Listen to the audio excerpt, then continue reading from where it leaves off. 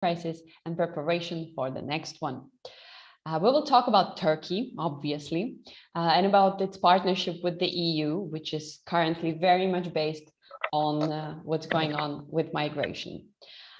We will talk especially about that element of migration, which has been shaping these relations since last 6 years.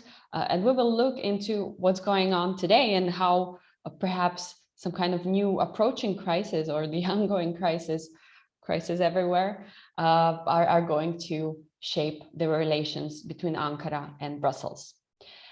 In order to find out the most valid points, we have managed to put together really a wonderful panel of experts, which we have from not only from Bratislava, from Prague, and also from Istanbul. I will start with the gentleman, Professor Ayhan Kaya, Professor of Politics and Jean Monnet Chair of the European Politics of Interculturalism, Department of International Relations at the Istanbul Bilgi University. Welcome. Sylvia Tiryaki, also a political scientist, teaching at Comenius University, BISLA, with a wide range experience, especially focusing on Turkey, and now flying between Bratislava and London. Welcome as well. Thank you. And Šárka Antošová, who is migration expert from the Amnesty International of the Czech Republic. I would like to thank to you and also to all of you who are watching us either live or are logged in here at Zoom with us. Thank you very much for coming in, for being interested in the topic. And we will be very much glad if you would also become part of this discussion. We have asked you in advance to send us a couple of questions. We collected some, but if you're interested, please write into the Q&A tab. We will be receiving the questions and we will ask our dear panelists to answer. Also, if there is somebody watching at social networks, please write your comments or questions over there. We have promised that the framing word or forward will be given by Adela Jurečková, who is the director of Heinrich Böll Stiftung in Prague, who is helping us to organize this event. Unfortunately, Adela couldn't join us today, but we are sending greetings, and if she comes in later on, we will let her to speak. Anyhow, at this point, I would like to thank to Heinrich Böll Stiftung and to Europolicy for coming in together and being interested in this topic, because especially in the Central Europe, the topic of migration seems to be still very hot, even 6 years after the migration crisis itself. Yet, talking about the sources, this is kind of always put aside. So let's jump in directly into what we have ready for you. When I was preparing for the event, I was thinking that currently really the EU-Turkey agenda is kind of framed by some 3 elements. The upcoming election in Turkey, which are planned for 2023, not only parliamentary, but especially presidential elections, are going to be very much in focus for everyone in the European Union. And of course, obviously, in Turkey, a lot can happen in upcoming 2 years. So we have to focus on it and understand what's going on in the ground. Secondly, the state of economy in Turkey is absolutely influenced by pandemic, but also the ongoing currency and debt crisis, which is ongoing since 2018. This is very much shaping pretty much every political thought in Turkey and also every single citizen. And thirdly, and probably the most valid at this point for the European Union, is still the migration. And it's not only 4 million migrants only, in brackets obviously, 4 million migrants that are currently residing in Turkey, making Turkey really the largest holder or host of the refugee community in the world. But more migrants are approaching Turkey. We are seeing waves from Afghanistan, and there are possibilities of extending all of that. So quite a lot, quite a big bunch of elements coming in. Especially this renewal of migration crisis is making the EU and Turkey to communicate and cooperate, or should be making them to communicate better this time, given the previous experiences. But is it really the case? So in the first round, I will ask each of our panelists to maybe frame our discussion as well, and to talk about the lessons learned from the previous crisis and how are they being incorporated into the handling of the current situation, which I have described. So let's start in Istanbul. Professor Kaya, please, the floor is yours. Thank you very much, Lucia, for invitation. And it's really great to see some of the old colleagues and to get to know you. Well, just as introductory notes, let me just say a few words about the EU-Turkey relations over the last 2 decades, which is going ups and downs. Turkey has done very well between 1999 and 2005 until the accession negotiations started. But you know, around 2005, there were important political changes in the EU, starting with the rise of Merkel, and then in those days, now many people don't remember, but we had the Sarkozy factor. So a more conservative Europe was in the making in those days, which was in a way closing the doors already for Turkey's entry. So this was a really interesting sign for the Turkish government to become more and more skeptic against the EU. And of course, in those days, political situation in Turkey was also changing drastically, especially in 2007, when the presidential office was taken by Abdullah Gül, who was one of the founders of the Justice and Development Party. Since 2007, we have witnessed a rather more Islamization of the Turkish state in particular, and neoliberalism growing, authoritarianism growing, and monopolization of the state by one single party in a way. So many other things happened in between. So what I see since 2005, 2 sides are really departing of each other to a great extent, and now we are living in an age which is characterized by right-wing populism on both sides, which is not making things any easier.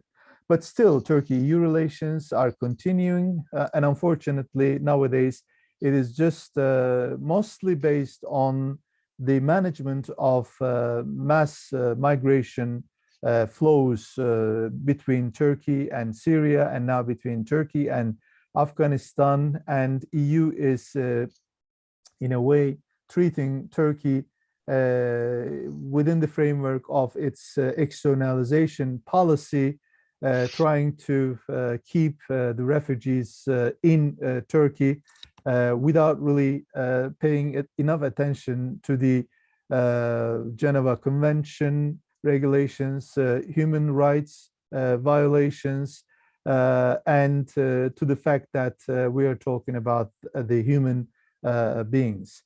So this is at the moment the current state of EU relations, being just stuck in the management of migration flows between different sides. Thank you very much for this.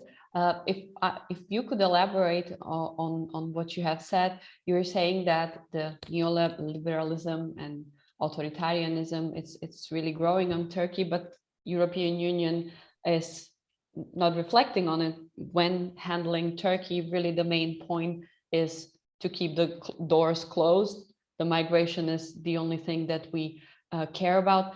How does it change the relationship between Ankara and Brussels on the political level? Is really the only discussion that is currently ongoing, just considering or not considering, but it's about migrants? Yeah, Lucia, this is a very good question. I mean, according to what I see over the last few years, especially since the so-called refugee crisis 2015, according to the EU, of course, EU is, continuing the relations with Ankara, prioritizing its own interests to make sure that refugees stay in Turkey without causing a lot of trouble for the EU. And we know what it costs. It increases the right-wing populist movements in many European countries and plays in the hands of the conservative powers and rather Eurosceptic powers, etc. But on the other hand, EU has closed down its eyes not to see some political debates in Turkey with regard to the violation of human rights, with regard to the authoritarianization of the Turkish state and government. So what I see is that EU has really become, or not maybe the EU, but the individual member states in the EU have become predominantly preoccupied with their own national self-interests rather than defending the European values, defending the universal values on which the idea of Europe, the idea of EU was basically built. So what I see is that there is a more growing interest-based EU rather than a value-based EU. This is also having some other repercussions in Turkey among the Turkish public. Those pro-European parts of Turkey, parts of the Turkish population, are also becoming lately rather more EU skeptic, simply because they don't see an EU that is defending certain European values, even the Copenhagen values, rule of law, human rights, etc., etc. So what I see as a Jean Monnet professor of European politics, European integration, I see that EU is itself turning its back to its own values. This is a really serious matter which needs to be discussed even further within the EU circles. Thank you. It's very interesting. Thank you very much for this, because I think it was a month ago we had the discussion on the China as authoritarian regime and its relation to the EU, and exactly the point of that the EU is kind of giving up on promoting the values. This is what's happening. This is what's destructing not only inside the EU and the population, but also giving a signal outside and distressing also people who might have been originally pro-EU, or they are turning EU skeptical. So thank you very much for mentioning this. Ms. Tiryaki, very similar question that I gave to Professor Kaya at the beginning. Which kind of elements or lessons learned do you see coming from the previous crisis, and whether these lessons we are incorporating them in Europe now in the current discussion with Ankara? Thank you. Thank you, Lucia, for inviting me to this important and, in my view, necessary event. And it's never enough, right, to emphasize importance and an impact of migration, not only on human lives, but also on certain political decisions, not only in Turkey, but elsewhere. But at the same time, it's a bit sad thing that, it's almost the only thing what is left to talk about, right? And we are talking about Turkey, we are talking about a country, when it comes to EU-Turkey relations, we are talking about the country which started its relations with European communities back in 1963, when it signed Ankara Agreement, Association Agreement, and this long, arduous journey, it has been marked by a couple of important milestones, right? It became candidate country in 1999.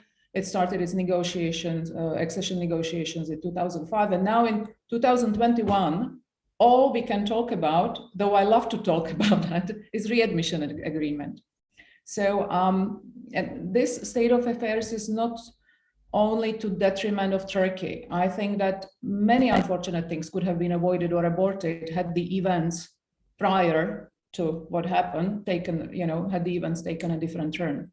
But the agreement itself, it seems that it's working, at least up to a certain degree. I don't want to go too much into numbers, at least now in the introduction, but according to UNHCR portal, the arrivals to Greece dropped since the agreement was signed, right? So, I mean, from like 861,000, I mean, we came, I think in 2020 to some, I don't know, correct me if I'm wrong, like 16,000. I mean, of course, I mean, there were different reasons like pandemics and also closing the borders in Western Balkan countries or reinforcing borders in Western Balkan countries. But with its ups and downs, it seems that readmission agreement up to a certain degree, at least when it comes to curbing migration towards Europe, the deal has sort of lived up to its promises. As far as I can see, this is not seen the same way, or the success of the agreement is not seen the same way from Turkish side or from Turkey, where government and the governmental officials, what they say is that they are actually part of the agreement, or parts of the agreement which haven't actually been fulfilled, or which the expectations were not met. So one of them is the money issue. We will talk about it later, I think.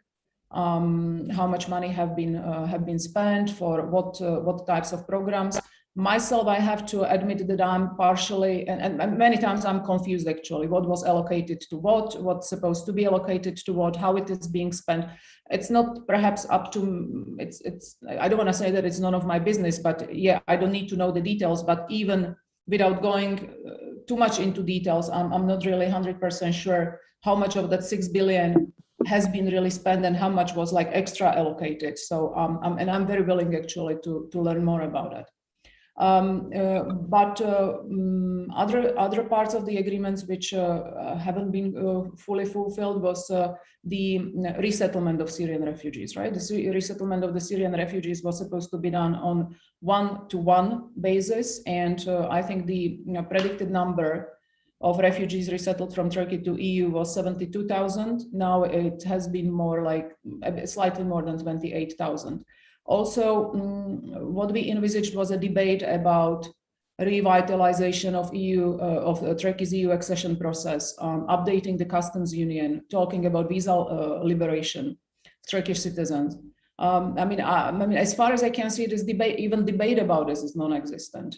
So, and now with the situation in Afghanistan, I see that some in EU, they are tempted by the idea of updating the readmission agreement, or I mean, at least they're flirting with this idea, adding the Afghan component into that. Well, I mean, I acknowledge that such a regional protection strategy is important for the time being, especially from EU side, but it might be underestimating the situation on the ground. And it has been mentioned by you, and both by you and Ayhan so far, that economic crisis in Turkey is real, it is there, it is seriously serious. Whether it has been the result of mismanagement and COVID, both, it is there, right? And the Turkish population is suffering from it. Turkey has been hosting 5 million of refugees, 4 million from Syria, 1 million from elsewhere approximately. And the Syrian crisis, refugee crisis, is not over. We have Idlib.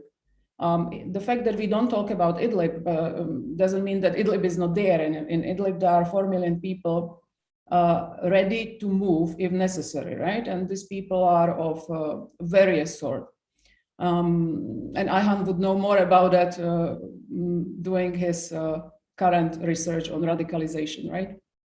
So add to that the migration from Afghanistan. I think up to the end of this year, we are expecting more than 500,000 of Afghanis actually being forced out of the country or leaving basically the country.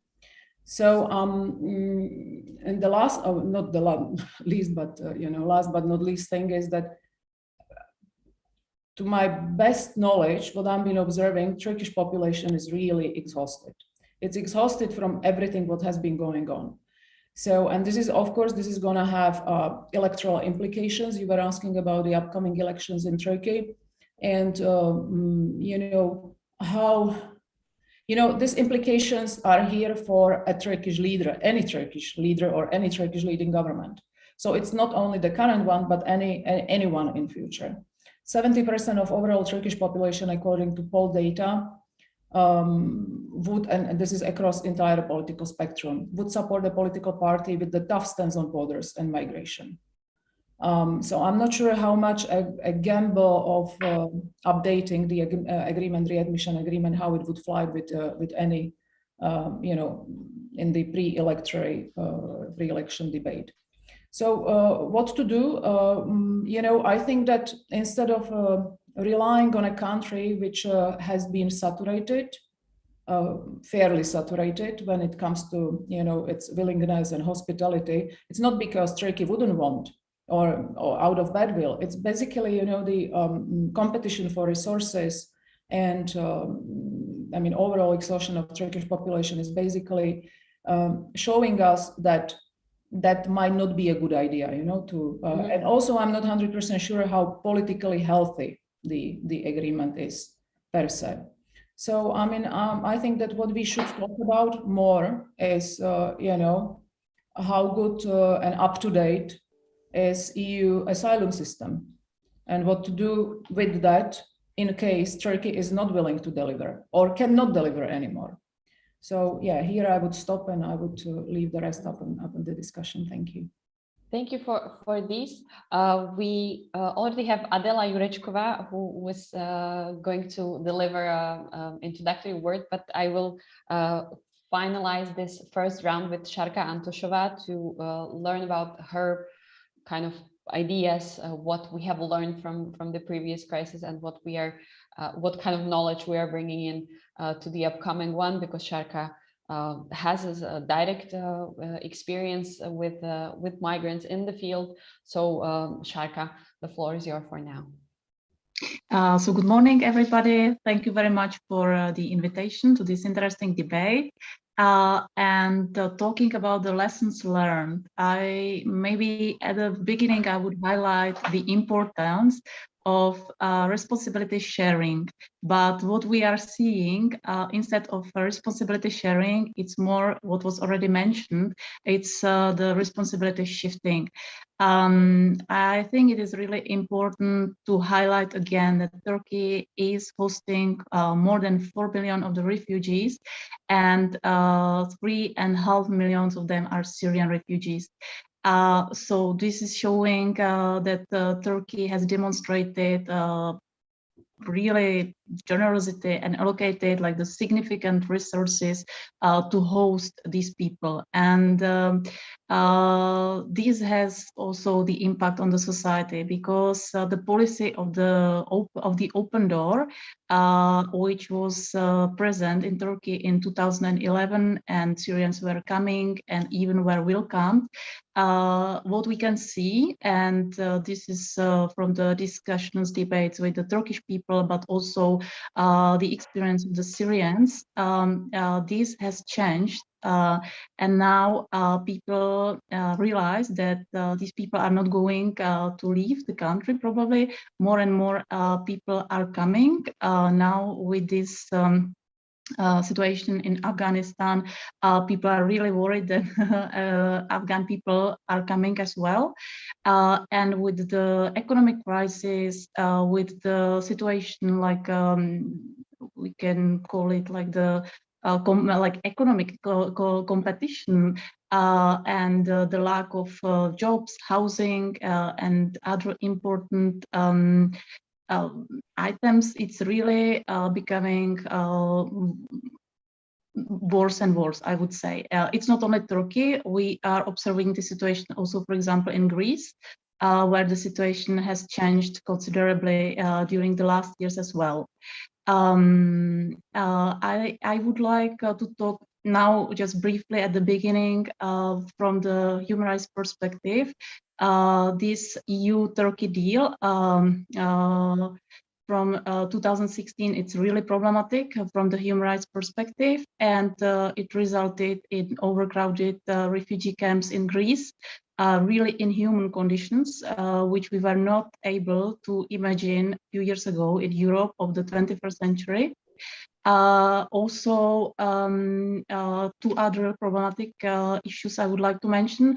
One of them are pushbacks from like illegal collective returns of people, asylum seekers from Greece to Turkey, which are happening more and more and are becoming more and more violent. And according to our last report from this spring, also the violence is present more and more. Even children and women are pushed back, families, even asylum seekers with the applications, asylum within the asylum procedures. That's really something very problematic and illegal. And also the situation in Turkey, Amnesty has been documenting and reporting deportations of Syrians since 2014 back to Syria. And this is also happening with the Afghanis people, which is of course again illegal. And this is like something which is coming resulting of the situation and the big, I'm sorry to call it like this, but the burden which the massive income of the people is causing in the countries. And of course, it has this impact as well. So this is from the human rights perspective, just briefly, and we can talk about it more if people will be interested. Absolutely. I will definitely get back to the conditions and livings of migrants, especially in Turkey, and also in some kind of a mirror of what was recently published by the European Commission as their yearly report on Turkey, because they really paid attention to migration, and some very interesting things came out of it. But before I get back to this, let me welcome once again Adela Jurečková, who is director of Hannibal Stiftung office in Prague, who is also dedicated to Slovakia and Bratislava. Adela, I'm not going to give you floor for the introductory remarks, but I would be very much interested on how you are seeing the current discussion from, again, from the point of view of human rights, but also political, where from maybe point of view of Hannibal Stiftung, we are currently in those. And maybe you can give also the perspective on some kind of connection to the Central Europe, which we are trying to make here as well. Okay, good morning. I'm sorry that I missed the beginning. So let me give at least a few introductory remarks and welcome you all on behalf of the Heinrich Böll Foundation, the German Green think tank and partner of this event, on today's debate. We have already got a lot of insight on the topic by our invited experts. So yeah, I will skip the introductory remarks into the topic, but I would just like to stress that in spite of the 5 years which have passed since the start of the so-called refugee crisis, Europe was still not able to agree on a common asylum reform to regulate migration on a permanent and sustainable basis. And that all draft reforms failed mainly due to the question of redistribution of arriving refugees between the states, where especially the Visegrad 4 are resisting the admission of asylum seekers until today. The victims, as Šárka already stressed, are the refugees on the Greek islands themselves, and they are still living in inhumane conditions in the camps there. Also, talking about the situation on the European level, as Greece reacted in March 2020 to the rupture between EU and Turkey by a rigorous border closure and suspended the right to apply for asylum for a month, instead of calling this a legal violation by name, EU Commission President Ursula von der Leyen praised Greece actually as Europe's protective shield. And since Turkey no longer takes back rejected asylum seekers, reports of illegal pushbacks in which refugees are denied the right to asylum proceedings have been increasing in the Mediterranean. The EU is still sticking to the agreement because it benefits from it. But as the escalation between EU and Turkey in spring 2020 showed, the EU is paying a political price for the agreement and is giving the Turkish president a great deal of leverage. We already, the situation with Afghanistan has been mentioned, and this already difficult situation becomes even more explosive thanks to it. Nevertheless, the EU has been negotiating with Turkey since the beginning of the year about the extension of the refugee agreement. Most recently, Chancellor Angela Merkel advocated this during her visit to Turkey in October. So I would say Europe and Turkey are at a crossroads when it comes to responsibility for the care and redistribution of refugees. And much is at stake: the future of hundreds of thousands of refugees and migrants, the unity of Europe, and also its relations with the important Aegean neighbor, Turkey. If the EU member states should reach an agreement with Turkey, the question is, what should it look like? And how could it also include refugees who do not come from Syria? Because actually it's only linked to Syrians. Could the EU move Erdogan to a new agreement if it accepts Ankara's wishes, for example, a liberal issuing of visas or a customs union? And would such an agreement even survive a new gas dispute in the Mediterranean, for example? And very important question is also, what would a solution look like that could end the human misery in the EU hotspots? And of course, last but not least, how can the Visegrad states such as Slovakia contribute to such a future-proof and sustainable solution? So there are still no specific answers to these important questions, but however, I hope that today's debate will at least bring us closer to possible answers. And that's why I would like to make the point here and thank Europolicy for the initiative for this event, and wish you all a fruitful and enriching debate. Thank you, Adela, and thank you for not only framing it, but also giving us some suggestions for the questions, because these are really big questions, which I'm sure that many thinkers in Turkey, in Europe, and in many other parts of the world are discussing. You have obviously framed the discussion around the migration. So let's go back to Šárka, because Šárka, you have explained how, for instance, Amnesty International is seeing the connection of development of the situation in relations to the human rights. But asking directly on your expertise or the expertise from the Amnesty International, could you describe a little bit how the situation of migrants in Turkey is currently looking? Because we said that many came 5 years ago, 6 years ago, many are already settled, many are kind of incorporated into the society, but many are still living aside. Many are thinking to continue their route, and the new migrants are coming as well. So all that mixture, how does it look in the field? Okay, so I can talk according to my knowledge and my experience, but of course this is not describing the whole picture and the situation of all the people.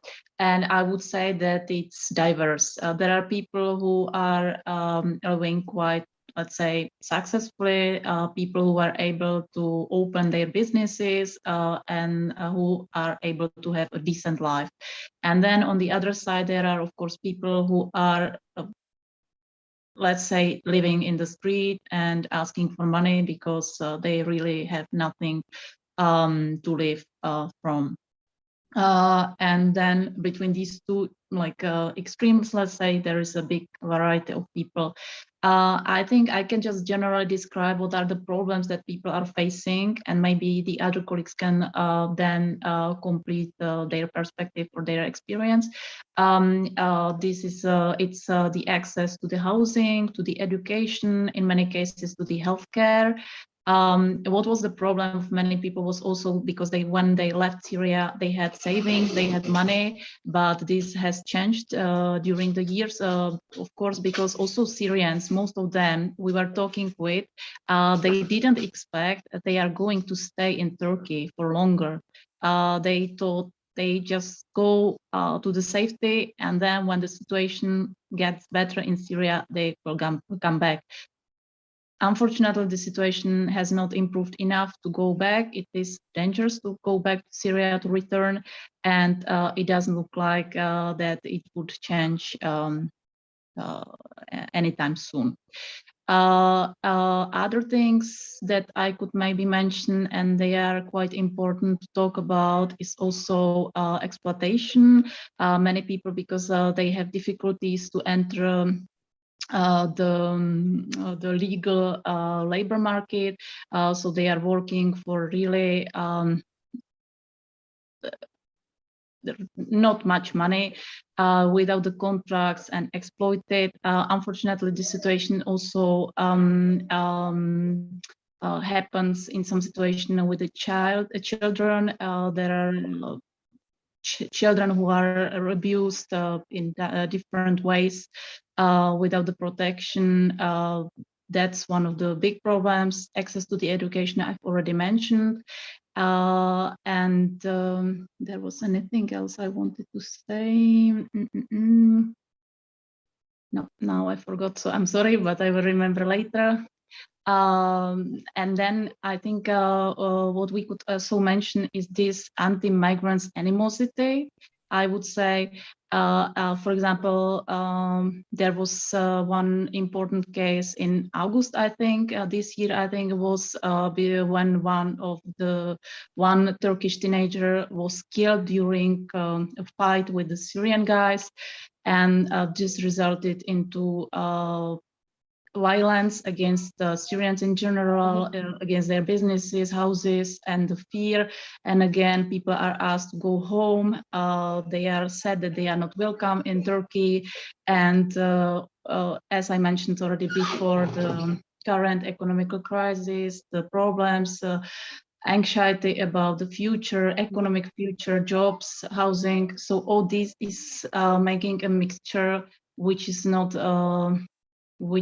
the best situation. And now with the situation in Afghanistan, the tension is rising for sure. And also the upcoming elections, according to my information, the opposition parties, both the most important, they are already talking about their intention to make possible for Syrians to go back to Syria, to return them. So I think. Yes. Let's stay. You are talking about the animosity that is growing among the population. We will get to it in a while, but let's stick to the migration, to the migrants that are living either from Syria, from Afghanistan, a lot from Somalia, for instance, in Turkey. You have mentioned that many kids are having troubles in getting into system. The recent European Commission report says that almost 770,000 kids of a school age are enrolled at the school system, but still 400,000 is out of the system. So this is where we see the disproportion. You were also mentioned the healthcare. For instance, European Union is financing very much the kind of this benefit of free of charge healthcare, which is provided in health migration health centers around the country, also by the state money, but also by the European money. This is through the facility for refugees in Turkey, very much financed by the European Commission or European Union. So there are incentives coming from the Europe. There are incentives that Turkey is offering, and maybe Professor Kaya can kind of divided. Do we know, or is it anyhow clear from the outside to understand what is really the cost? Now let's talk, get away a little bit from the human rights, although keeping in mind obviously, but what is being paid, or what is the European Union taking care of when it comes to migrants in Turkey, and what really the government is providing? Thank you, Lucia. Let me just first say that for our audience, we use the term refugees. I use the term refugees for the Syrians in Turkey, but they are not refugees. Turkey is implementing temporary protection regulation since 2014. And it is actually a kind of replicate of what the EU member states did in the late 1990s to accommodate Bosnian refugees, again, under temporary protection in especially Germany and Sweden. And let me also remind you that even before the security was, secured in Bosnia-Herzegovina, hundreds, thousands of refugees, Bosnian refugees, were forced to leave Germany in those days. So this is a really interesting, actually, debate that I try to follow because we see a very similar trend in Turkey. The Turkish Ministry of Interior, from time to time, using this return discourse very strongly to encourage many Syrians to return to their country of origin, Syria. Of course, they argue that they are securing the well-being of people if they return and everything. But we know that from the field, Syrians who are still seeing Assad regime as a threat are not willing to return as long as Assad regime is there. So this was just a footnote for the audience to understand a bit the details a bit better. And your question, yes, and Šárka has also explained that very well. In the beginning of the mass migration movement, the Turkish government and state used a rather more religious rhetoric, which is called Ansar, taking us back to the time of Muhammad, when he, with his entourage, had to migrate from Mecca to Medina to join the other newly Islamized people, Muslim people. So the locals in Medina, the local Muslims in Medina, helped Muhammad and his entourage coming from Mecca. This was the same rhetoric revitalized here in Turkey by the Justice and Development Party, which is a more conservative and Islamist party, as we all know. And this actually worked out pretty well. So, I mean, I criticize this, many people criticize this, but when you look at the outcome, it has become a very successful way of accommodating the Syrian Muslims, who are mostly Sunni Muslims, Arabs. But of course, it didn't work, the same didn't work out for, let's say, Christian origin migrants, Christian origin Syrians, Yazidis, coming from Syria. So there is this religious element very obviously standing there, something that we also observe in the Central European countries, especially in Hungary.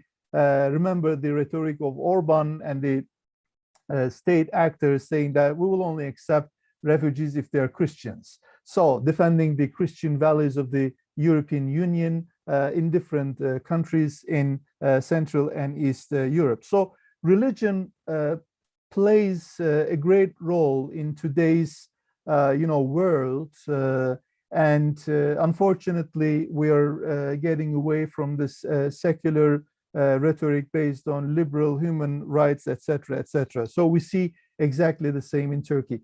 But this has resulted in lately some negative externalities. because Ansar rhetoric and guesthood rhetoric is,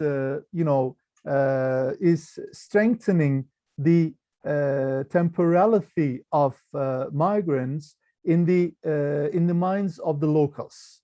So because of this guesthood rhetoric, because of this Ansar rhetoric, because of this temporality rhetoric, local Turks always believed, always assumed that, well, these people are going to go back at some point. But 10 years passed. So because of this, rhetoric, discourse, Turks are becoming now impatient. And we see in different localities, Šárka talked, one of the examples was lately in Ankara, in one of the banlieues of Ankara. I know that there were many others in the past, because these incidences, lynching attempts, did not appear in the mainstream media, because mainstream media is mainly organized or controlled by the Justice and Development Party, Erdogan's party. But if you follow the things as a scholar, if you follow the local media, you will see a lot of places, a lot of problems, a lot of lynching attempts, a lot of hostilities and racism, growing Arabophobia, like Islamophobia in Europe. We have an emerging Arabophobia here, not only against the Syrians, but also against all kinds of people coming from, Gulf countries. So what is happening now in Turkey is that this is kind of hijacked. This anti-migrant, anti-refugee sentiments are now being instrumentalized by some political figures who are standing at the far right of the political spectrum. They are instrumentalizing this discourse in order to recruit, vote. And now Turkey is really getting into this electoral cycle again. And I think we will even see more incidences as such, incidences of hostility, racism, discrimination against the Syrians, as well as the Afghans and other refugees and migrants, growing even more, like what we see in different European cities. So, and one final thing about this whole debate of hostility, this is also very interesting. Now, so many different oppositional parties are trying to, scapegoat the Syrians for the ills of the Turkish politics, Turkish economy, Turkish democracy, peace and prosperity, etc. And then, as a response, the government, the leading leading power, is using a very interesting discourse. This is really shocking for me, because they were the ones using Ansar spirit, this religious rhetoric, to welcome the Muslim brothers and sisters. And now this rhetoric is no longer there. Instead, this rhetoric has been replaced what I call Simsar rhetoric. Simsar is like, you see these people as cheap labor contributing to the Turkish economy, and the government officers are saying that, what if we send these people back to Syria simply because you guys want, but in that case, our economy will collapse. So this shift is a really interesting shift. And I see that on the one hand, some of the oppositional parties are instrumentalizing hostility against the refugees for their own political interests.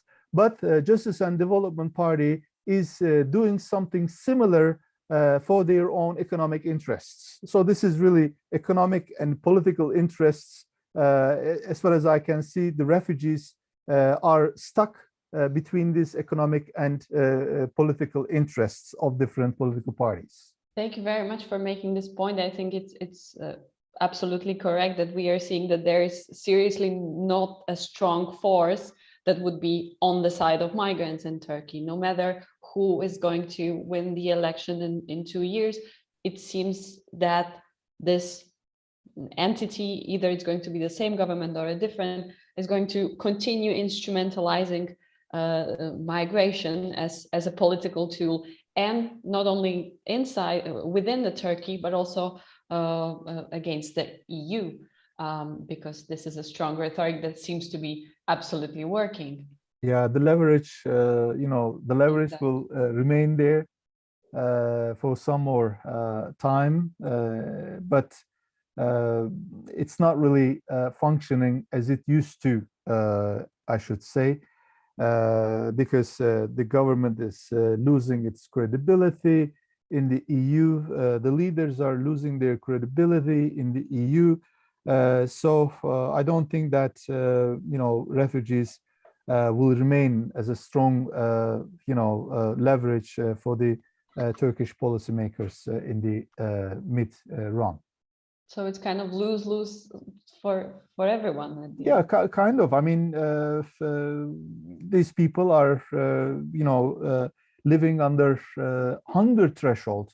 I'm not saying poverty threshold. I mean, majority of the Syrians, especially in Turkey, are living under hunger threshold, thanks to the money that they received from the, ESSN program of the European Union. And on the other hand, of course, we need to acknowledge some of the very positive developments about the integration of the Syrians under temporary protection. We are a member of the MIPEX group of countries run by, an institution in Brussels, and we follow, the integration facilities of the Turkish state and society, and we could see that Turkey has done pretty well, much better than many EU member states, in terms of integrating refugees to educational institutions, to health services, and to also naturalization processes. So, in these three layers of integration, Turkey has done extremely well over the last 5 years, but still Turkey is suffering a lot in terms of integrating refugees to formal labor market. But the refugees know that if they get the work permit, they know that they will lose the financial assistance coming from the EU. So this is the condition, so EU and Turkey should work harder to finance these people, even if they are formally recruited in the labor market.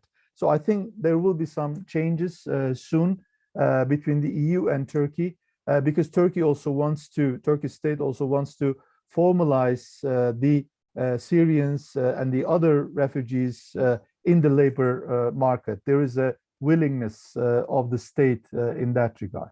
Absolutely. And talking about the EU side, I have mentioned that last week we have received, or we have all seen the European Commission's yearly report. They are actually saying that Turkey made some progress on migration and asylum policy. So what you, Professor, are mentioning, but they are particularly saying that, or praising the part that Turkey strengthened the surveillance and protection capacity of the eastern land border. We know that the gates and the fences are being also built over there. So again, Turkey, this is also Europeanization of migration and asylum policies. This is what we call in the literature securitization of migration and asylum. So Turkey is in that sense very well being Europeanized, I should say. Yes, and from the point of view of the EU, and also including the perspective of human rights, I mean, this is what the Europe or Brussels is praising over there. That's quite strange, but we have also started to talk about the budget. You, Ms. Tiryaki, mentioned that we don't really know where the money are being distributed exactly. I don't really know. Actually, I don't think that anyone really knows, because there are obviously numbers. The operational budget, for instance, of the facility for refugees that I mentioned, that is mostly dealing with the migrants in Turkey. It's financed by the EU. It's the yearly budget is 6 or full operational budget. Full operation was 6 billion. Full operation. I mean, let me just say one thing about this. Since 2016, most of 6 billion euro were spent under the strict surveillance of the EU Commission, European Commission. But this was also criticized by the Turkish, authorities, state actors, local actors, as well as the NGOs. And now there is the New Deal, and according to the New Deal, EU will be more, open to let the local authorities, especially municipalities, use the funds as they want to. And I think this is really an important move on the part of reform on the part of the European Union, because I know very well, working with the local municipalities since 2016, EU-Turkey refugee deal, local municipalities are even more active to integrate, to accommodate refugees. So integration is a local phenomena. So if we know that it's a local phenomena, we need to empower the local municipalities to accommodate these people through their own terms. And I'm very happy to hear lately that Istanbul Metropolitan Municipality has signed a deal with the UNHCR, a protocol with the UNHCR, to work together for the integration of refugees. And Istanbul is, I mean, I don't know how many millions of refugees and migrants are in Istanbul. It's a 16 million, 17 million city, and there are more than 1 million refugee and migrant origin people here. And if Istanbul is doing this, that means that majority of the problem is due to be solved anyway. And we are mentioning this EU-Turkey statement or a deal that kind of been suspended from the Turkish side in March last year. That's very interesting episode, because according to that deal, the exchange of migrants were ongoing since last year, since 1.5 years. This is not working anymore. Turkey is requiring some changes within that deal. So, Ms. Tiryaki, what changes is Turkey looking for? What kind of changes overall we should incorporate in it? Professor Kaya and also Ms. Antošová already mentioned a couple of elements, but how this whole deal should transform from your point of view in order to really fulfill the shortcomings that we are seeing literally for years now. Thank you. I just mentioned in the introduction that I was not sure how politically healthy the whole deal was actually, and update, including more refugees. Well, I mean, we can talk about it a bit later, but you mentioned very interesting thing that Europeanization is sort of raising fences, That's something what I would have never thought of, at least some years ago. But Lucia actually pointed out righteously that was the part that's an interesting part of the report. Ayhan mentioned Ansar, which is very interesting. It has been instrumentalized in Turkish political discourse, but maybe unwillingly and unknowingly, it is also part of European political discourse when it comes to the readmission agreement. So what I'm hearing a lot is like, Turkey can deal much better than the refugees than us, because the refugees, or in case of Turkey, guests, they are predominantly Muslims, and Turkey is a predominantly Muslim country. So what's the problem? Where is this animosity coming from? So funnily enough, Ansar, is used also in European discourse without knowing that it's its answer, yeah, by itself. So the animosity is perhaps also, and as I said, like I don't think it's a bad will or something on the parts of the Turkish population which is done in a bad way. But still, the population, religion is not the only thing, right? They are majority of those people are linguistically, ethnically, many times culturally different to the local population, and if you and then there is a necessary fight or necessary competition for the resources, as I mentioned. So if you take an example of, for instance, province of Kilis, what's the population of Kilis? 140,000 people, and they are hosting like more than 100,000 of Syrian refugees. So the local population, the number of the local population equals to the number of refugees. I come back to Lucia's original question about what should be part of the deal. Also, the local municipalities' empowerment is sine qua non of the future success, right? I mean, that's the distribution of money has to go from the somehow from the bottom to the top. Knowing or thinking that those people would go away, it's not necessarily a bad thing in my view. I used to work with Syrian refugee women 5 years ago, back in Istanbul, 6 years ago, in the beginning of the refugee crisis. And the interviews we conducted, we did also a quantitative research, qualitative research, but the quantitative research showed us that majority of them, okay, I mean, that was 5 years ago, and I don't think it changed much. Even though some times has passed since then.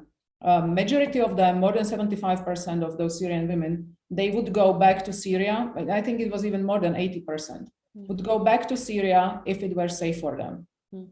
But there might be safe places, there might not be safe places. We know how it is with returning Syrian refugees. We might not even hear about them anymore after they return to the country. So, so it's not only about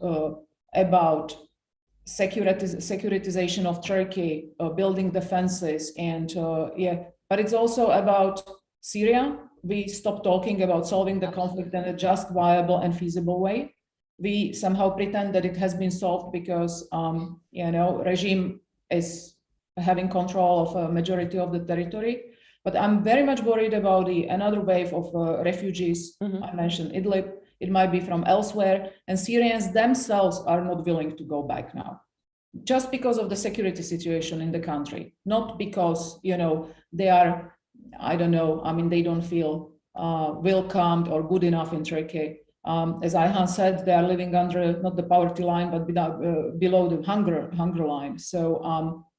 The competition for resources is real there. The rental prices are going up. Labor prices are going down. On purpose, I'm mentioning labor prices, not wages, because of the non-existence of the contracts, right? In many cases.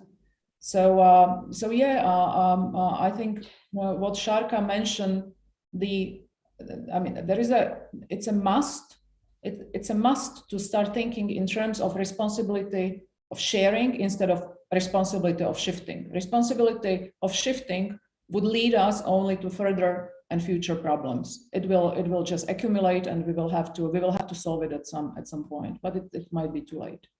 But this instrumentalization of migration and also securitization that we are discussing is very much mirrored in Europe, especially in Central Europe. We are seeing, or wherever I go and wherever I am talking with almost anyone in Turkey regarding Turkey, people will always tell me, yes, but Turkey is going to open the borders, and what are we going to do? That this is the main rhetoric since 6, maybe even 7 years. So Europe is still fearing this.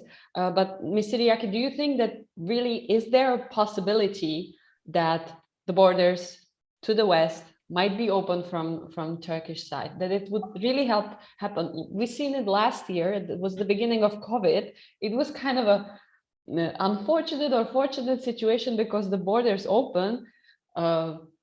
The Greek part was very strongly protecting it, but at the same time, there were not that many people, even taken by buses from different parts of the world. There were not that many people who were willing to kind of cross borders.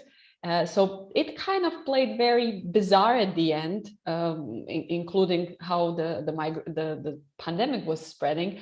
So should we still be fearing that Turkey is going to open borders? Well, I mean, given the events which happened a couple of days ago, I think that there are many things possible in Turkey, right? I mean, we cannot exclude actually. Well, I mean, let's see. I wouldn't say that that cannot happen. Turkey proved its capacity to instrumentalize this, to simply play it in a certain way. But I think that the particular incident was like something sort of like winning a fight and losing the whole battle. Could you explain the incident a little bit so that the participants also? Well, I mean, it was not really an incident. It was intentional opening of the borders and letting actually those refugees or guests from Turkey cross across the Greek border to Europe. You know, I mean, in numbers, it might not have been too much, but in terms of PR, it played. Yeah, it was an immense event. I think again, like the whole thing is wrong. You know, the whole thing from the beginning is wrong. That we are fearing, and your question actually is about: shall we fear that Turkey would open the borders again? It's like, you know, we created this storage place for refugees in Turkey till we figure out what to do. And we are not figuring it out at and all. We are not figuring it out, and now it's boiling, it's saturated. It's actually, as I mentioned, I mean, the hospitality of Turkish people ran out, I mean, the patients as well, because you know, we always talk about like, can we have this deal with Erdogan? Can Ankara do this? Can, you know, how much money that would cost? And what about people, you know, where are these? I mean, then we talk about the municipalities and how they are going to deal with this. At the end of the day, it's about the local population and their daily lives. So the fact that we created this storage from Turkey, and Turkey actually, or Turkish government actually let us do that, doesn't mean that the whole situation had been rectified, right? The problem is, in this particular case in Syria, we should focus on Syria and on the conflict of Syria and in Syria and see how the situation is there. And then we might not be actually bothered by the fact whether Turkish government or whoever is in power is gonna open the taps, as we call it popularly, right? You know, and let the migrants flow towards Europe. So I mean, let's be serious. And everyone knows where the problem is. So why are we fooling ourselves? You know, why are we blurring the lines and the realities and the importance of the real issues? And Birjan Çitak, and please take anyone who wants this floor. Birjan Çitak, one of our participants, is asking that how long such deal can be justified in Europe. He's writing, according to the EU, Turkey does not meet the Copenhagen criteria. How can such a refugee agreement be legitimized, considering that refugees are entitled to protection, while on one side the lack of rights explain the stop of negotiations, but on the other side, how can this deal be justified? And my question also is, for how long can we be playing three monkeys over here? Well, I mean, or anyone? Yes. Well, please. Can I mean, you know, to add something to what Sylvia said about the incidents of opening the borders in late February 2020 and early March 2020, we should not forget about the fact that you know, migrants, refugees were used as a leverage by the Turkish state in those days to make sure that the EU would side, you know, Turkey in negotiations against the Russian forces and the regime forces in Syria. Let's not forget that just prior to that opening up, or what triggered Turks to open up the border to use migrants as a leverage was because of the killing of 34 Turkish soldiers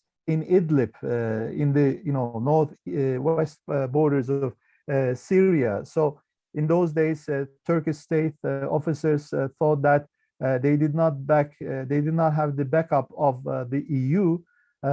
And then after the incidents of opening the borders, I think the EU responded positively, and then the talks between Turkey and the EU started again to make sure that EU would side with Turkey in these negotiations of proxy wars. I don't know, whatever you call, IR people would know that better. So the context was very decisive in those days, but it doesn't mean that something similar will not take place.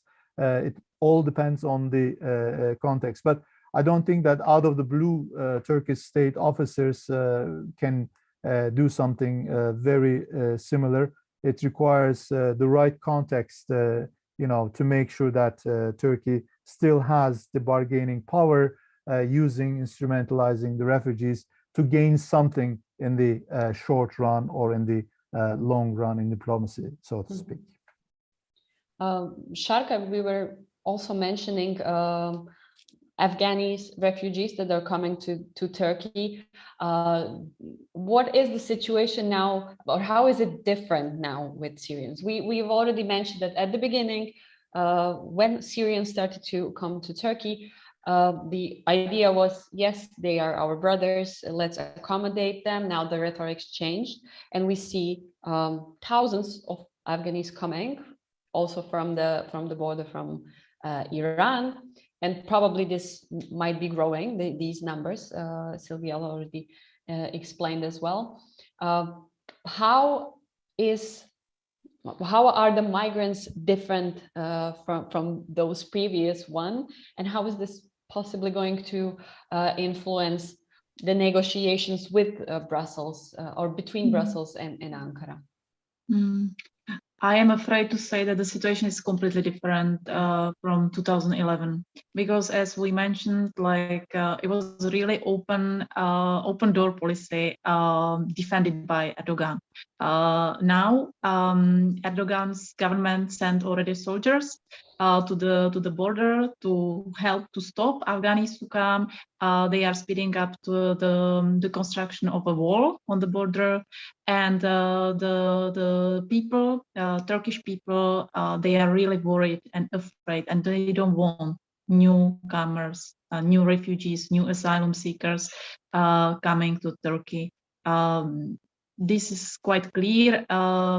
According to some debates I even had with the Turkish people, they told me we hardly got used that the Syrians are probably staying and taking our jobs, our opportunities, and now you want us to receive other people coming. This is impossible in this situation. People are really openly against this.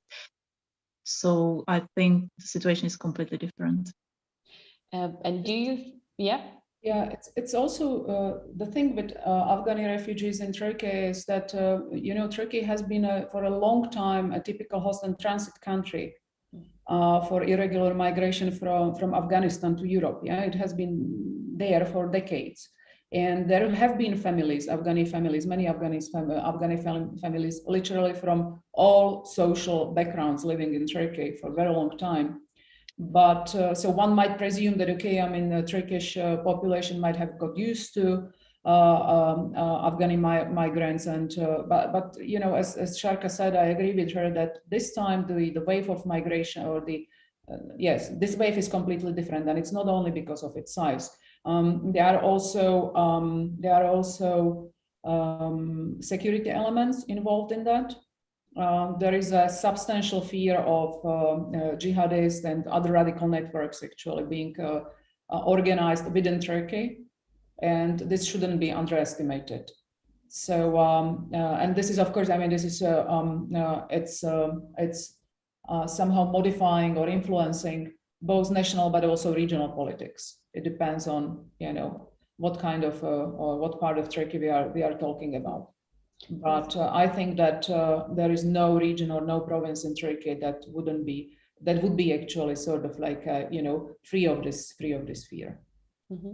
Professor Kai, wanted to add something? Yeah, I mean, yes, I agree with the fact that the situation is very different at the moment.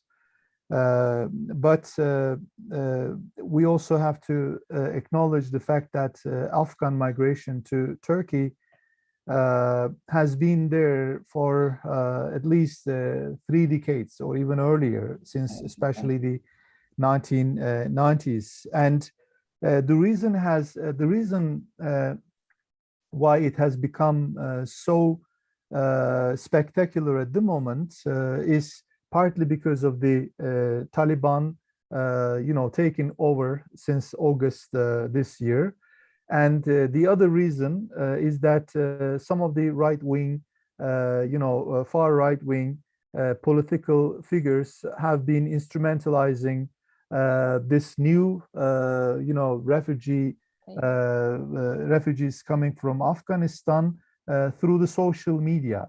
They have posted even many images which are not new, which are rather old images of like 2 or 3 years ago. I can give you some numbers. For instance, in 2019, there were, according to the official figures, there were 200,000 Afghans who were detained. 200,000 Afghans who were detained.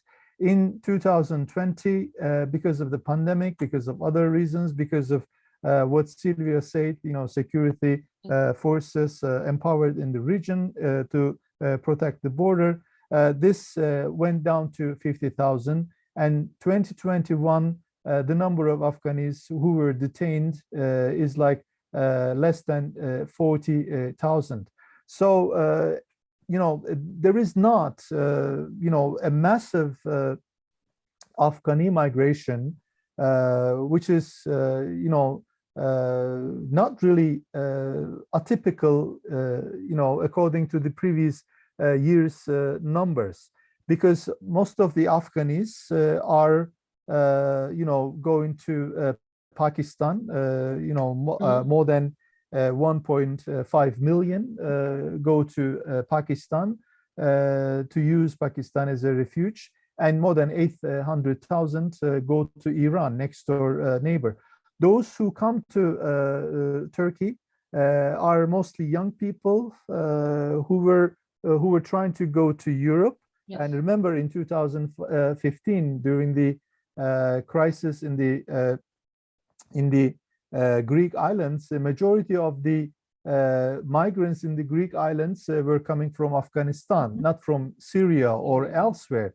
So this has been an ongoing issue, and I don't think really that we have seen yet a very different picture in terms of the Afghans, state of Afghans in Turkey, in comparison to what happened 2 years ago or 3 years ago. And the total number of Afghans at the moment in Turkey is around like, I think, 200,000 Afghani origin people residing, and around like 54,000 of them have residence permit, and around like 23,000 of them have international protection.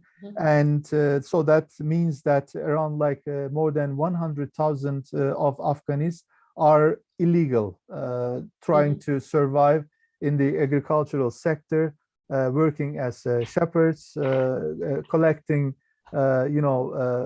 recycled material on the streets, and working in the construction sector. This is exactly what the Justice and Development Party people are talking about, contributing to the Turkish economy through informal ways. Of course, this is not something really acceptable.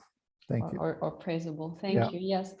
We have only 10 minutes left, so I will try to kind of incorporate also the questions that we received from our audience and kind of wrap it up at the same time.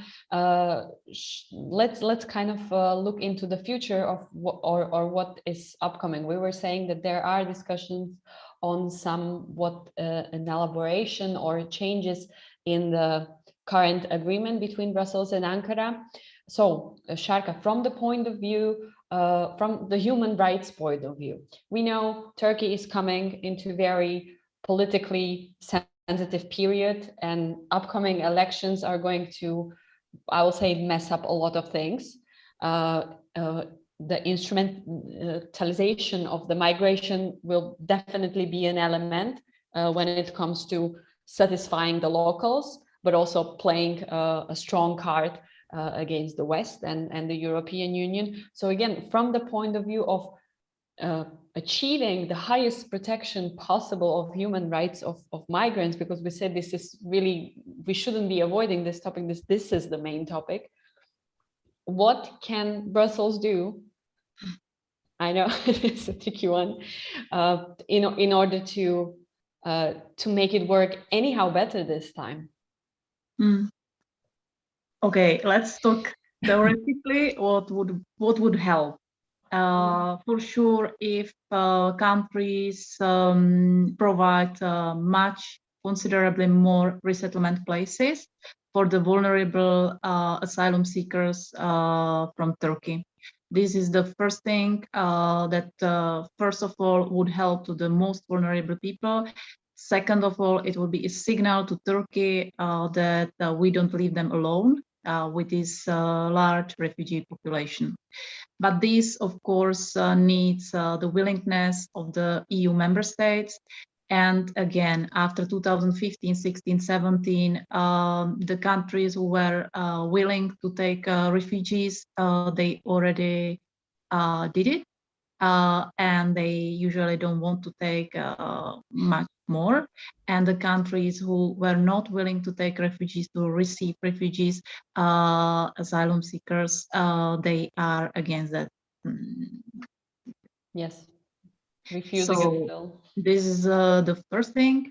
And then what also the High Commissioner of United Nations, when he recently visited Turkey, mentioned, he urged member states and not only European states, but the global community to help Turkey, to support it. And also the financial support, of course, it's important. Again, it is also important to know where the money go, because we are, okay, this I won't comment, but of course it's important because there are projects which really help to the refugees. There are also really successful, nice projects financed by from the European money.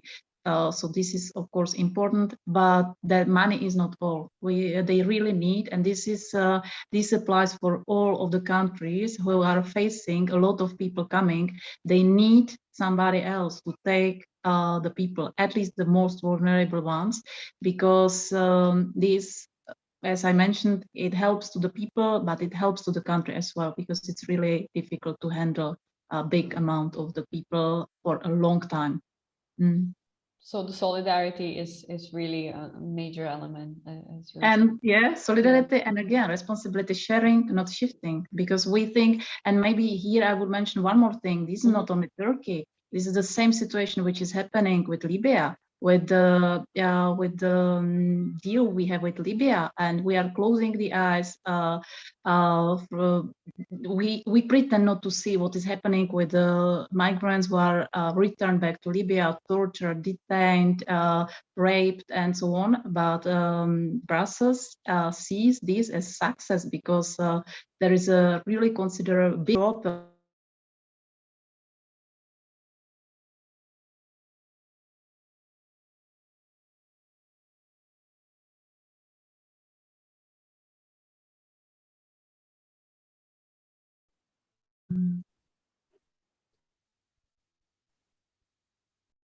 I'm not sure if you can you hear me now? Yeah. Yes. Yes, we I can. lost all of you, but yeah, okay, I'm back. Thank you. Šárka, I didn't hear the last part of what you were saying, so if you can just... Yeah, I don't know what you heard, but I was just mentioning this the similar situation in Libya, where Libya, it is yes. even more serious because people are arrested, trying to cross the Mediterranean and then return to the detention centers where they are tortured. We know it, but we see it as a success because the number of people coming to Europe has been reduced a lot. But Yeah. this is not the solution. No, this is not the solution we would like to see in Europe of the 21st century, I hope. Mm-hmm. Yes, exactly. So the numbers are going down, but at the same time, we're closing eyes. Professor Kaya, from the perspective of Turkey, where do you think that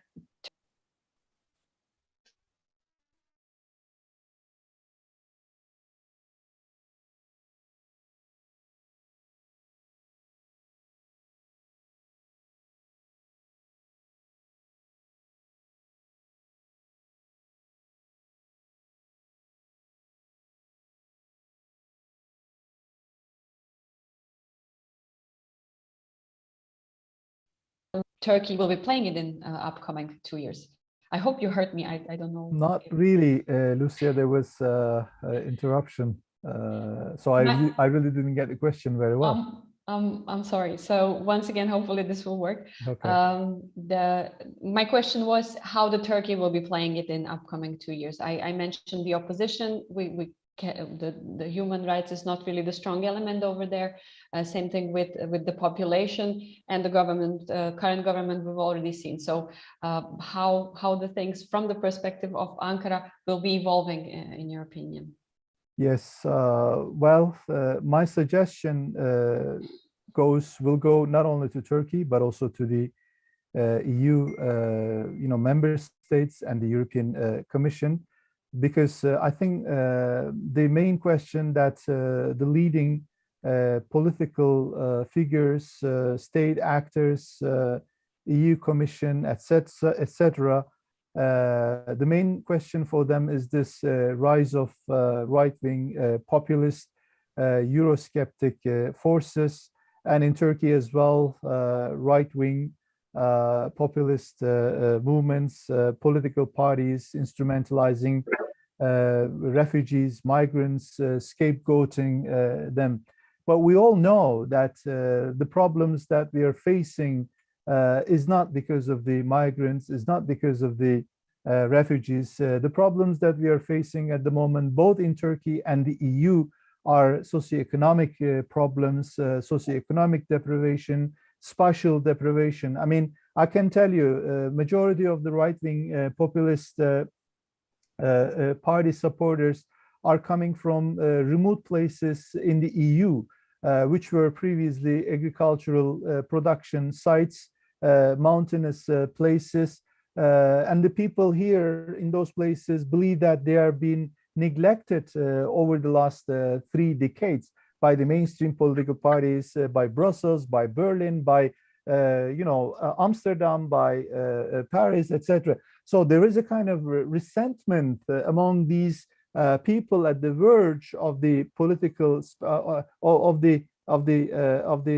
nation states to express themselves. But unfortunately, what I see is that there is no one in the center to listen. This is the problem of the mainstream political parties. They don't listen. They're just too cosmopolitan, too globalist, too international capitalists.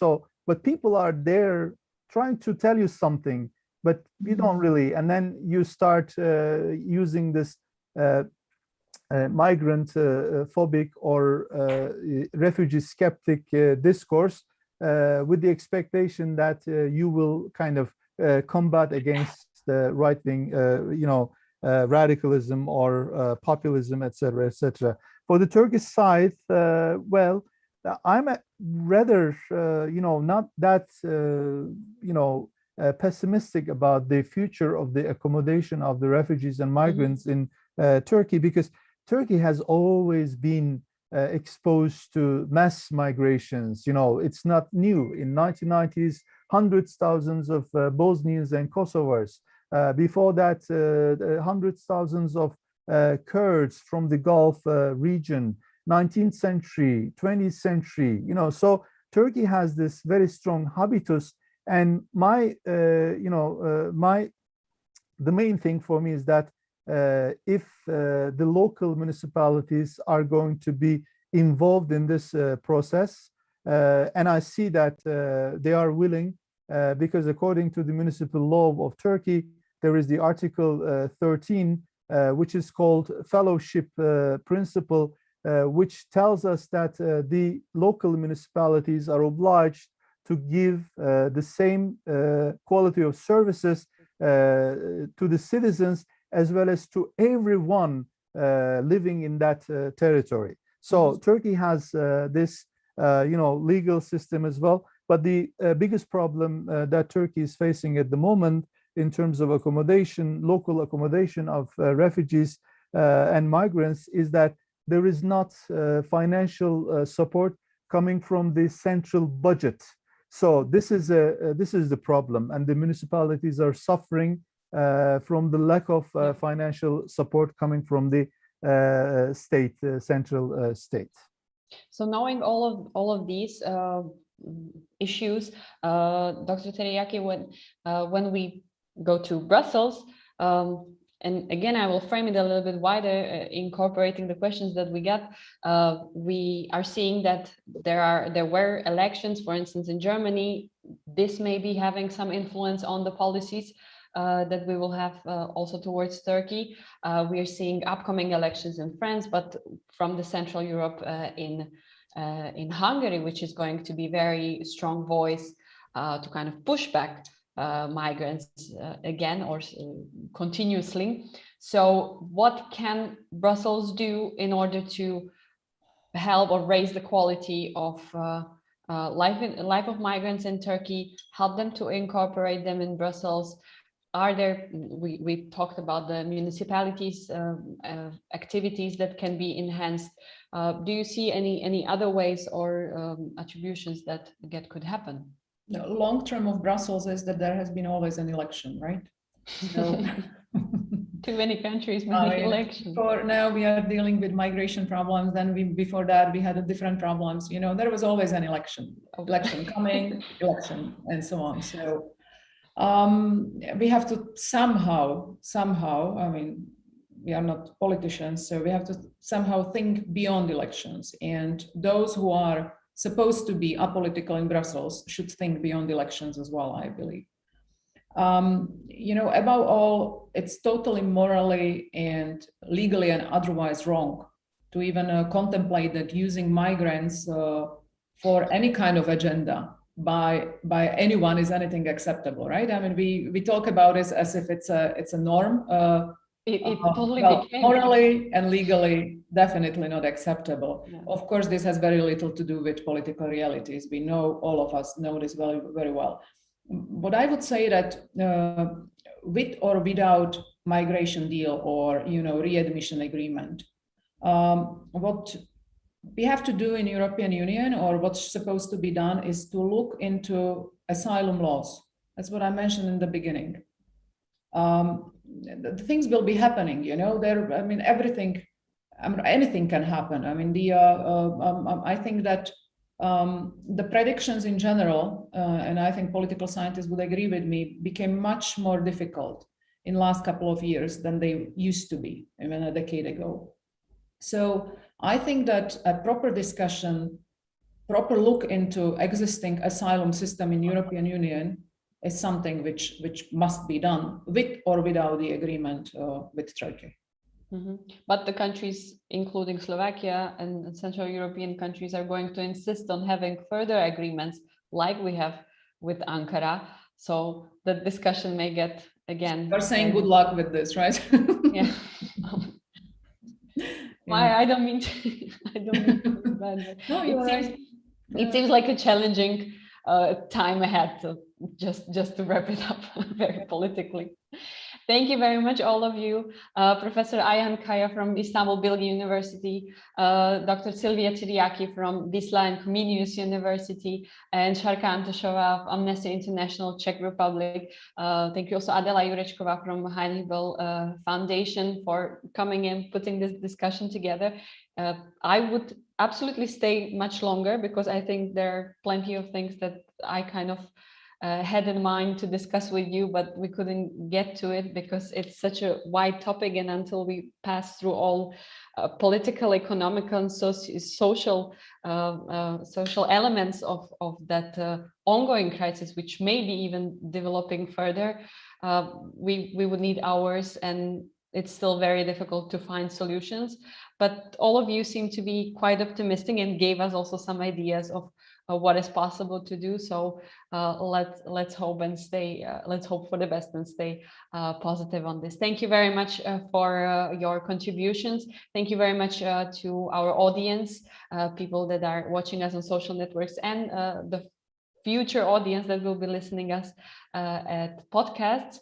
We're looking forward to write and organize more events on this topic. Thank you to Hannibal Stiftung, Europolicy, and EURACTIV for organizing. Have a good lunch, have a good day, and I hope to see you soon in person, all of you.